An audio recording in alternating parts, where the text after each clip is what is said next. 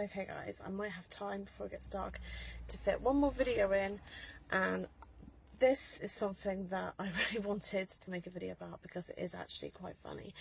Okay, so I am 38 weeks, 6 days pregnant today, I believe. It's either 5 days or 6 days. I think it's 6. But I am definitely ready to have a baby in terms of you get certain signs that happen to you before you have a baby, certain changes in your body, just changes generally, and one of the changes that I've noticed most significantly with this pregnancy has been my emotional state. Now, I've always been one of those people that, like, a few days before I give birth, I go very emotional. I'll either be crying a lot, very agitated and irritable, generally feeling very overwhelmed and upset. Just there's not really a distance of time from one emotion to the next. There's like 0 to 60. Is that expression 0 to 60? You know what I mean? Like, I go from naught, normal to crazy in like 60 seconds. Is that the expression? You know what I mean? There's no warning. My fuse is very short, and yeah, that's always been the case for me. And it's funny because with my second pregnancy, I remember feeling so bad with that pregnancy that I went to see my doctor, and I was in such a state, and I walked in there and it was a gentleman doctor, and he said, "How can I help you today?"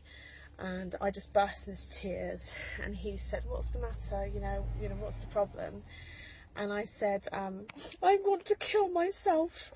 And he was like, "What?" And I was like, "I want to kill myself. I can't cope with life." I'm just shutting my window so that you can hear me better.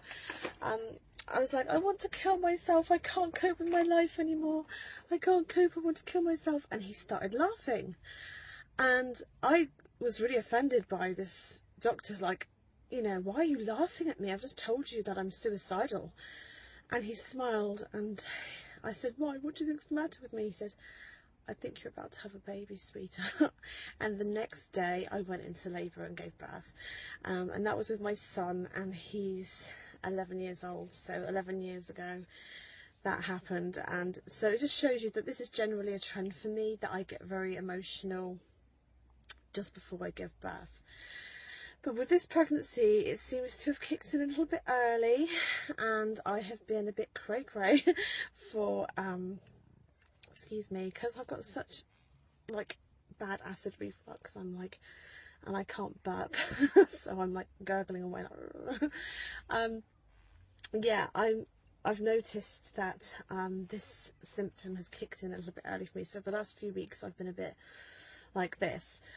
Anyway, so I wanted to share this with you mums because, if no one ever said to me that this was a pre-labour symptom, it seems to me that women are looking out for symptoms in terms of their physical conditions. So, do they have an increase in vaginal fluid? Do they have lots more Braxton Hicks? Do they produce colostrum? And these are all really good ways of knowing.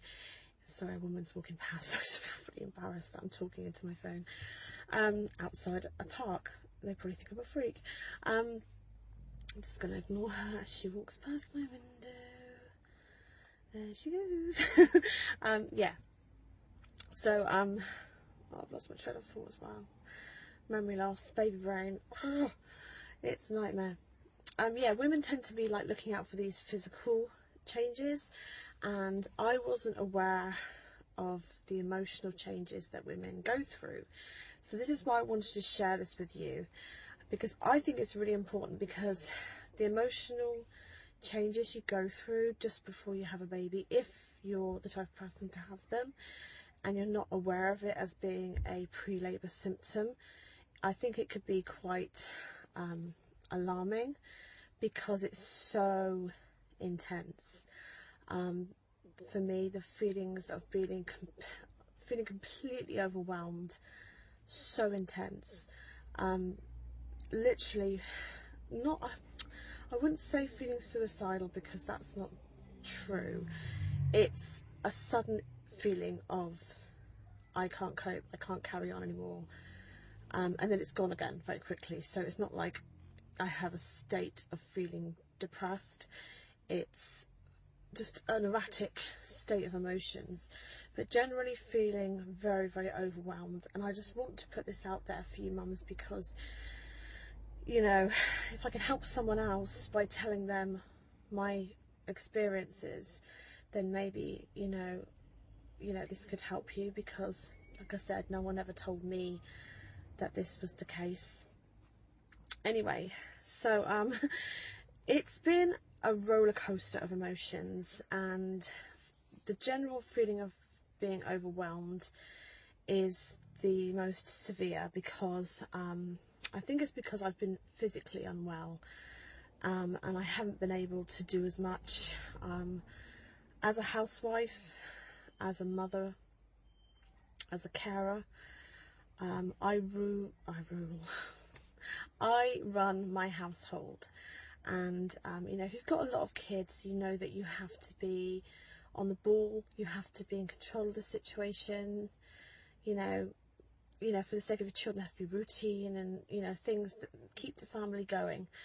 And when things start to slip, you know, you can feel generally like, really, I can't cope anymore, because, you know, the washing's piling up, or, you know,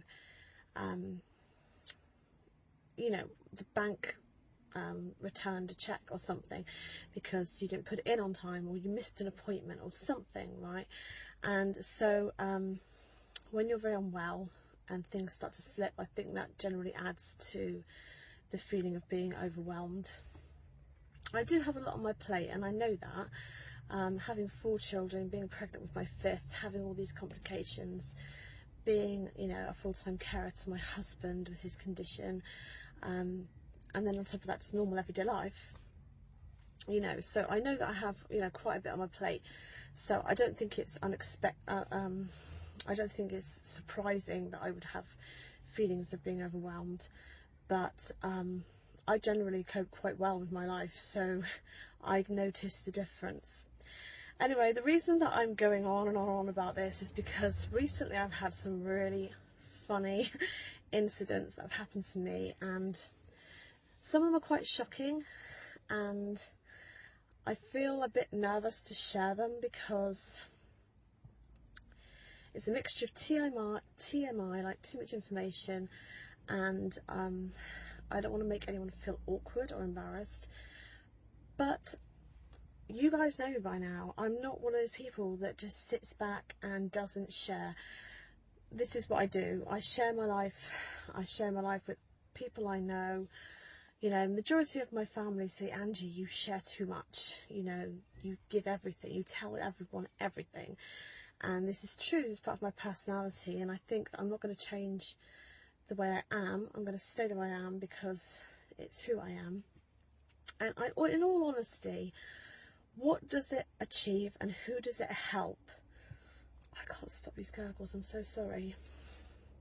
Who does it help by not sharing?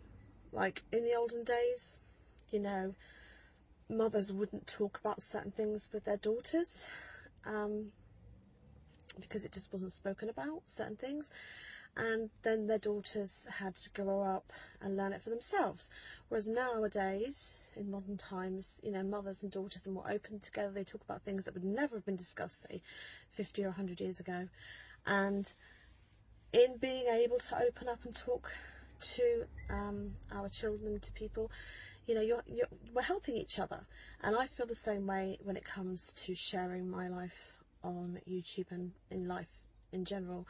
That by opening up, yes, you risk feeling embarrassment because you're sharing stuff that many people wouldn't share. So yes, you might feel embarrassed or humiliated, and you might risk making another person feel a bit awkward. But if you can help someone by sharing that information, then surely it's worth sharing. So I'm going to make a video in a minute, and I'm going to share some really funny incidents with you, and I think I'm going to put a little bit of a warning up that it's I don't want to over dramatize it because it's not as bad as what it sounds necessarily, but I also just want to warn that if you're not comfortable hearing certain things, then you might not want to watch the video, because you know, I don't want to make you embarrassed. But if you're a woman that's about to have a baby and you are experiencing huge hormonal roller coasters, you know, if you can bear it, like, hear me out, because you know, I just want you to know that it's completely normal. How you're feeling is completely normal, because even though I'm not perfect, and even though a lot of people might think I'm completely crazy, I know that I'm mentally a very stable person. I'm a very normal person. And if I'm feeling this way, and if I'm having these experiences, the chances are that the majority of women are as well, but they're just keeping it a little bit hush hush, you know, because of being embarrassed about it. So yeah, I'm going to come back in a minute. I'm going to share just a couple of examples of what's been happening to me lately, and hopefully I can do it in like one video instead of like part 2 and 3, because that would be really irritating. So yeah, I'm going to come back in a second, and like I said, if you don't want to watch it, please don't watch it, because I don't want a whole lot of hateful comments on there saying, oh my goodness, why would you share that, or why would you, you know, say that, you know, or whatever. But I'm gonna do it. And I've spoken to my husband about it, I've spoken to my family, and they've said, you've got to share it, you've got to share it. It's hysterical, it's real, you know, you've got to tell people this, because it's just like classic, you know. Anyway, so yeah, and I agree, I want to share it. I've been sharing it with, seriously, I've been telling this to people that I don't even know, like strangers in the street, kind of, not strangers, but like if I come into a shop and a woman's talking to me about pregnancy and giving her, sharing with me, I will share back. And you know, I've had people generally just say, that is just so funny, thank you, you've made my day, I was just hysterical. So yeah, yeah, I've been sharing this around, so I'm going to share it with you guys. Anyway, I'm going to get back and stop rambling, and I'll speak to you in a minute. Goodbye.